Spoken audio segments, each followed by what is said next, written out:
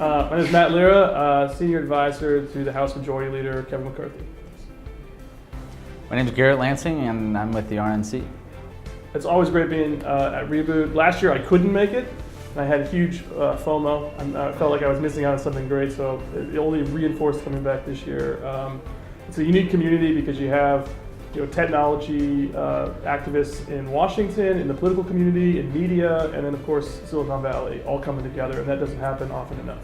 Yeah, I think Lincoln is doing exactly what they are set out to do, which is bridge San Francisco, California, and DC to relatively closed communities, and they're doing a really good job at it, so it's good to be here. When I look at a campaign and I'm trying to determine if it's being effective at leveraging digital platforms, I think the answer for me anyway is no different than it would be for any other activity on a campaign.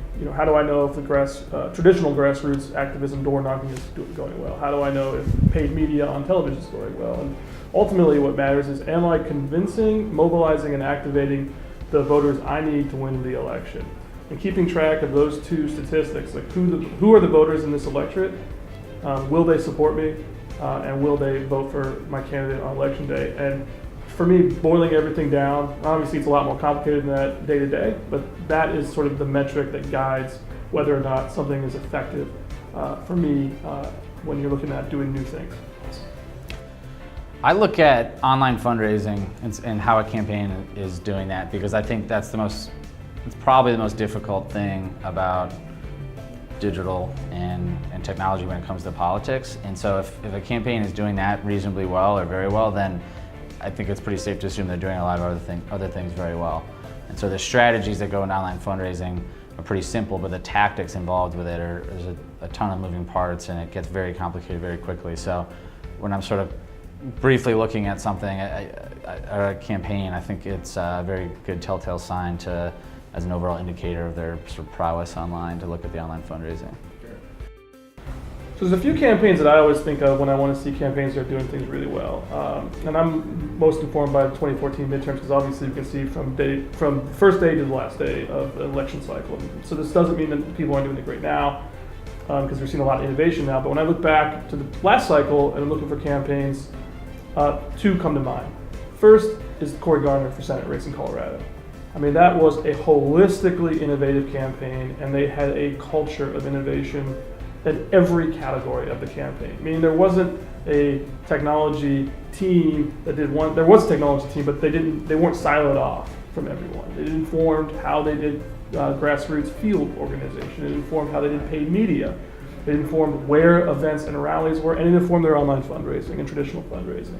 And the Gardner campaign is still, in my mind, one of the uniquely innovative campaigns that I've ever seen in person. And the team that put it together out in Colorado deserves a lot of credit. Another one that I think of is the Abbott for Governor campaign in Texas, which did an incredible job, I think, building up media segments and targeting voters. Texas is huge. And so you have a lot of ability to do experimentation between different DMAs and between different demographic groups, and in a lot of ways simulate what a national campaign would be like at a state level. And they did a lot of really innovative things. And they not only won, but they won big against an opponent who had started that race against them with a lot of buzz. So Gardner and Abbott, I think, are, from the 2014 cycle, the two races I think of the most. I think what Seamus Kraft is doing at the OpenGov Foundation is really exciting with the U.S. Digital Service, the Congressional Digital Service, which sort of replicates what the White House is doing to improve, the basic technology and digital infrastructure and know-how of government. And so Seamus and Matt and I all started out in the House together, and we were sort of young digital directors and helping each other out. And it's pretty exciting to see him come so far, and he's making this huge foundation that I think has a good shot at creating this sort of permanent service within Congress that helps offices communicate better with their constituents and ultimately improve the approval rating of Congress, which can only go up at this point. So I think that's what I'm excited about right now.